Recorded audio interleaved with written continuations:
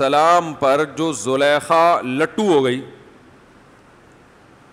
تو شہر کی عورتوں کو اس پر اعتراض نہیں ہوا کہ یہ لٹو کیوں ہوئی ہے.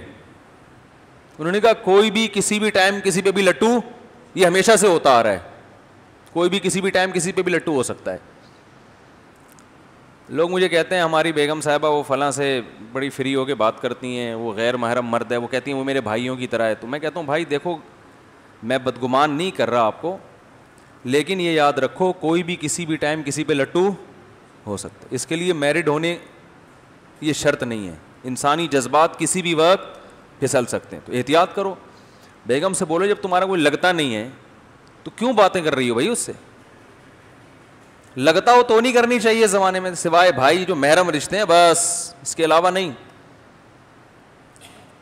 اور میں تو یہاں تک کہتا ہوں کہ جو شیخ جوان ہو, جوان لڑکی, اس سے اصلاحی تعلق بھی قائم بولو بھائی نہ کرے. نہ وہ شیخ اور مرشد اگر جوان ہے, ینگ ہے, تو جوان لڑکی کو اس سے اصلاحی تعلق میرے خیال میں اس زمانے میں درست نہیں, کیونکہ وہ شیخ آدمی پہلے ہے, شیخ بعد میں. واقعات ہر جگہ ہو سکتے ہیں, کچھ بھی ہو سکتا ہے. اس کو نہ ہوا یہ لٹو ہو جائے گی, شیخ صاحب کی آواز بہت اچھی ہے, اسٹائل بہت اچھا ہے. یہ سب چیزیں چل رہی ہیں مارکیٹ میں, اور لٹو ہونے کا کوئی فائدہ بھی نہیں ہے. شیخ صاحب نے کون سا اس سے شادی کرنی ہے؟ یا تو چلو لٹو ہوئی, شیخ صاحب کو کہا میں لٹو ہو گئی ہوں آپ پر, شیخ صاحب نے کہا چلو اسلام میں 4 کی اجازت ہے, دوسری آپ سے ہو جائے گی. وہ بھی شیخ صاحب نے کرنا نہیں ہے, تو فائدہ کیا؟ بہت سارے فتنے ہمارے سامنے آئے. یونیورسٹی میں پروفیسر سے تعلق ہو گیا لڑکی کا, پروفیسر صاحب 50 سال کے, لڑکی ابھی 20 سال کی, اور ماں باپ کو پتہ ہی نہیں ہے. تو بھائی جو بھی آدمی ہے نا, یاد رکھو, چاہے وہ مفتی ہے, چاہے وہ عالم ہے, چاہے وہ بزرگ ہے, وہ آدمی پہلے ہے. عالم, مفتی, بزرگ, پروفیسر, ڈاکٹر, انجینئر, بولو نا, بعد میں ہے. سمجھ میں آ رہی بات؟ تو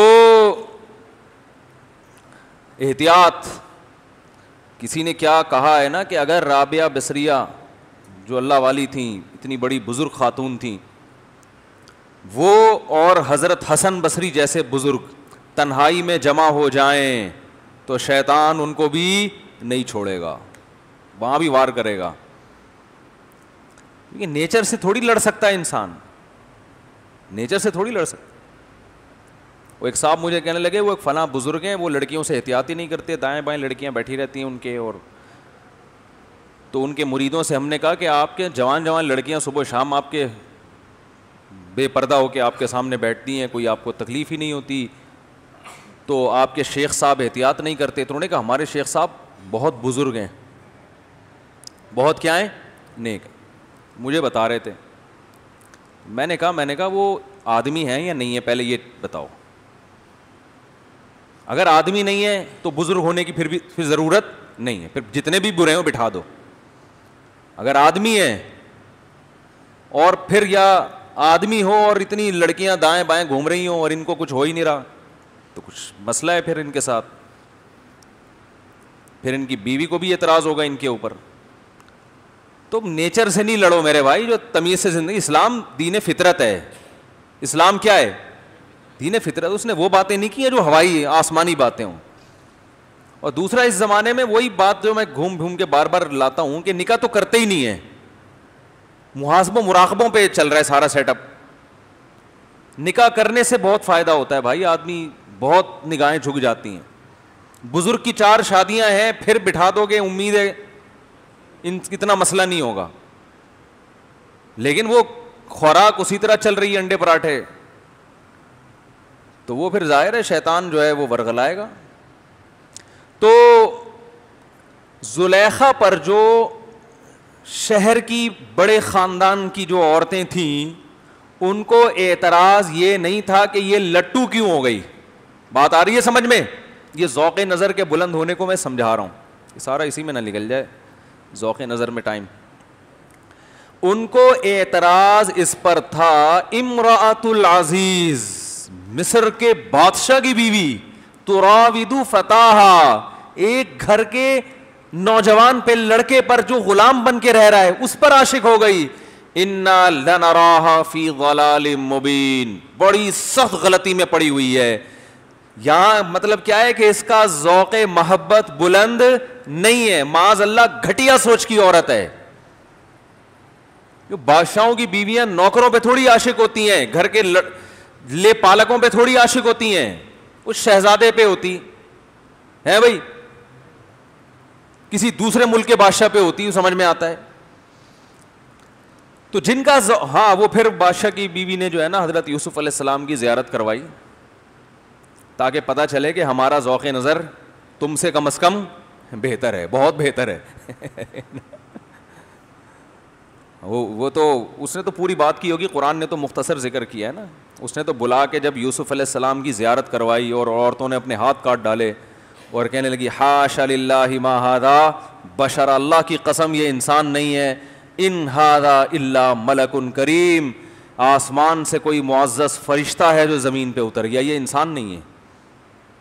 جیسے ہی ان عورتوں نے ہاتھ کاٹ ڈالے اپنے، ایسے مدہوش ہو گئی نا یوسف علیہ السلام کے حسن کو دیکھ کے، ہاتھ کاٹ ڈالے تو فوراً، اور یہ کہا کہ اللہ کی قسم یہ انسان نہیں ہے.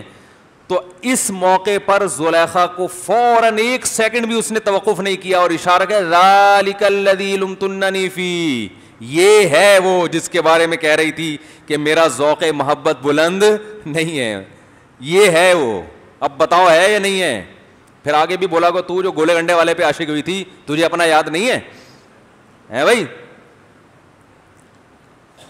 تو جو وسیم تربوز والے پہ عاشق ہوئی تھی ہیں، مجھے عورتیں پھر اسی طرح نا بھر بھر کے تپاتی ہیں ایک دوسرے کو.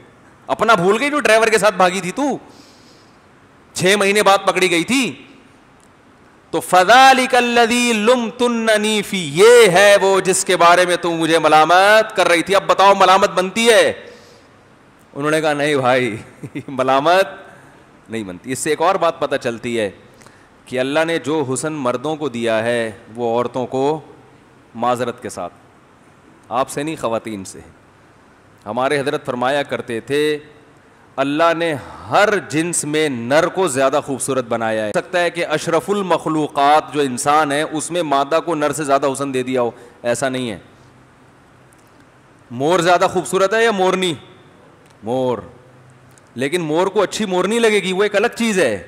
لیکن اگر آپ نیوٹرل ہو کے دیکھیں تو مور میں حسن زیادہ ہے. تو اللہ کا ایک نظام ہے بنایا ہوا. تو اگر کوئی نیوٹرل ہو کے دیکھے نا، یعنی انسان کے علاوہ کوئی اور مخلوق دیکھے، تو پھر وہ یہ فیصلہ کرے گی کہ انسانوں میں بھی مردوں میں حسن عورتوں سے زیادہ ہے. وہ کیوں ہے وہ ایک لمبی کہانی ہے. پھر کیسے آپ کہیں گے نہیں بھائی وہ تو وہ اتنے بڑی بڑی مونچھوں والا آدمی، وہ چنگیز خان کا چھوٹا بھائی، وہ کہاں سے ہو گیا؟ حسن اور جمال الگ الگ چیزیں ہیں. جمال حسن سے اوپر کی چیز ہے. اللہ نے مردوں کو جمال دیا ہے، جمال.